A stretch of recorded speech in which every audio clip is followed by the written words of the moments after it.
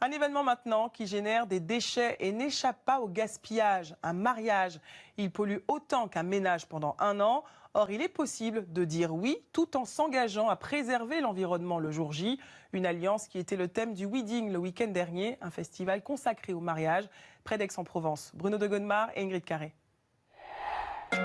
Respecter l'environnement en se mariant, ici on dit oui. Oui pour un mariage durable bien sûr, mais aussi éco-responsable. Un mariage, il faut savoir que ça consomme l'équivalent de 9 tonnes de CO2 et 9 tonnes de CO2, c'est en fait la consommation d'un Français sur une année. Pour le plus beau jour de votre vie, c'est quand même assez impactant. C'est pour ça que c'est important de trouver des alternatives.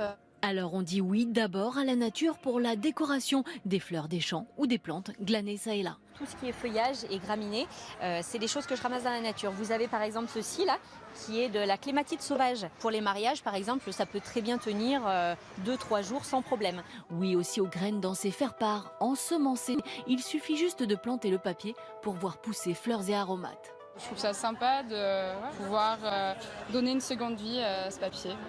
Le recyclage, c'est également oui pour la robe de mariée. Elle est faite de manière éco-conçue. En fait, ce sont des chutes de tissu qui sont récupérées dans l'industrie du luxe et qui sont transformées en robe de mariée. Recycler aussi ces robes de créateurs qui n'ont servi qu'à des essayages. Alors elles arrivent plus ou moins sales, parfois il manque un bouton, qu'elle passe chez mon teinturier parce que je suis sûre du résultat.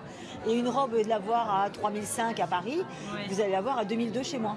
Oui, avec le budget donc. Pas forcément très cher, le buffet local avec les producteurs de la région. Et pensez à vos invités intolérants. C'est vrai qu'il y a de plus en plus de personnes qui ont des contraintes alimentaires et qui mangent rien pendant les événements parce que c'est pas adapté sans lactose, aux véganes. Pour la lune de miel, si vous rêvez de l'étranger, ce n'est pas l'idéal pour l'empreinte carbone, mais vous pouvez compenser avec un voyage équitable. Par exemple, à Tangrela au Burkina Faso, on amène les gens dans un village et ça va permettre de développer l'économie tout en passant des vacances de rêve. Des solutions pour un bio-mariage.